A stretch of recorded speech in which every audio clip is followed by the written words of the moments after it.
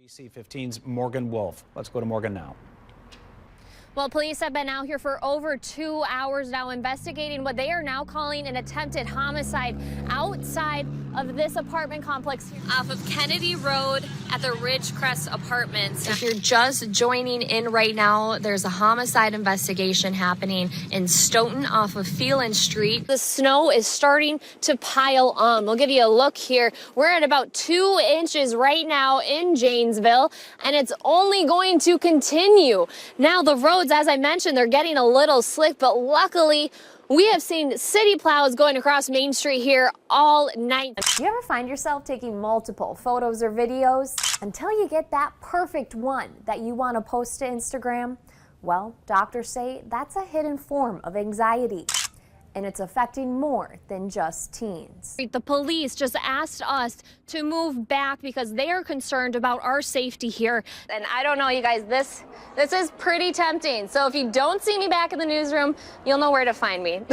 The study found from 1989 to 2014, retail on State Street decreased 30%. As for bars and restaurants, well, they more than doubled. The city also says something else that's increased is the cost of rent. Luckily, they got these guys out in full force. This guy is actually the only one that was left behind. While some of us look at this snow in April as a chore, other people are finding ways to enjoy it, bringing some extra thrill to Super Bowl 52 festivities. Woo!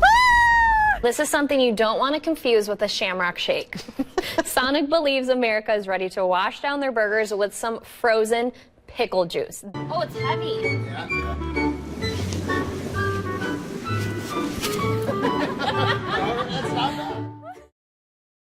That a man is in custody and a woman was taken to the hospital earlier tonight after a shooting happened on Park Avenue. Now we have Chief here first off with us. Now, Chief, can you give us any more information on exactly what you've learned within the past few hours? All right, Chief. Well, thank you so much. And thank you for the work that you and the Dane County Sheriff's Office have been doing tonight. So that's about the update that we have for you guys right now. Again, this is a married couple that we just learned, and they both are at the hospital right now. You know, you kind of used your tough time to help other people that had a tough time with Harvey. How has this year been for you? Yeah, I mean, obviously it was a very difficult year for me on the field. Never want to break my leg. You're up for kind of a big award. How does it feel to be nominated for that? What is your mindset right now?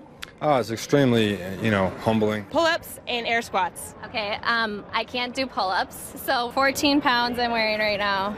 But you got Okay, here we go. All right, give me a few. Alrighty. And clap. It's a her. Mirabella Belton. Her name is Snowball. Is home safe cuddling her cat Snowball after a real snowball hit her dad driving. It was terrifying.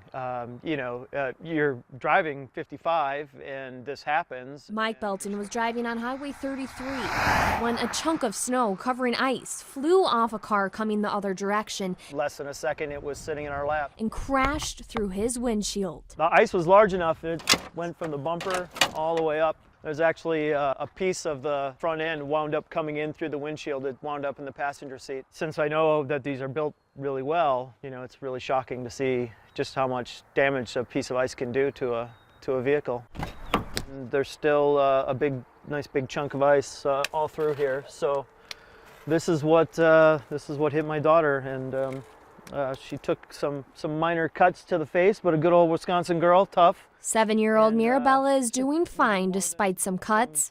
Some facial wounds and a little bit of a broken spirit. As Mike says, they lucked out. About 2 months old, has less than 5,000 miles on it. Even though it's basically brand new. Some bad luck hit his new SUV. We'll all be fine if it were January, but in April, it's a bit too much. He hopes the only snowballs left in April look like this one. More importantly, he hopes that others learn from what happened. Hopefully, if anybody sees this, they think about the fact that, you should try and clean your car off as much as you can before you go out on the public roads. We can conclude, yes, in fact, that a crime was committed. Finally, some answers on a home explosion that has shook Madison. Stephen Price killed his wife and then attempted to cover it up. Madison Police and Fire Department say 59-year-old Stephen Price shot and killed his wife Leanne weeks, possibly months ago, according to a medical examiner's findings. Officials say Stephen admitted to intentionally blowing up his home. By doing something so reckless as he did, he not only attempted to cover up a deliberate, intentional homicide, but he also obviously put innocent third parties at risk. He's in custody for first-degree intentional homicide, reckless endangerment, and arson. Police say there's no record of Leanne Pyrus even being reported missing. Officials say they do not know the motive behind Stephen killing his wife and blowing up his home, but they are following all possible leads, such as financial issues that court documents reveal date back to 2010 for the couple. What we're still trying to do is sort of backtrack and look at what this relationship was, or what it wasn't, as the case may be. And finally, how did we get to the point where we're at here today? Trying to do like a 4 seasons. Peace comes in a form of painting for many. But at first it was pretty challenging though. Ben Carr says he likes challenges. That's why he paints with his mouth. Sometimes just a little bit can just make it a right hit. The slightest lifting of a brush lifts the 36-year-old's spirits. Oh yeah. As the artist has overcome some dark times. June 5th, 2005. That was the day Ben became paralyzed after hitting his head jumping off a friend's boat. And I just barely took my head down, and it instantly broke my neck, and it felt like all the air rushed out of me at one time. The then very active 25-year-old just finished classes to become a fire investigator, to only find his life engulfed in tragedy. But I can't change it, so I might as well keep moving forward. He's able to push past the accident by painting, and now selling his work to raise money for local child charities. Just grab a blank canvas or something. Ben may need a little help getting set up. This is why he needs a table. But his mom and nurse are very proud of him. He's always liked to draw, but I never thought he'd be drawing with his mouth. With the brush as his guide, It makes me feel good. he feels he has found his purpose in painting. Yeah,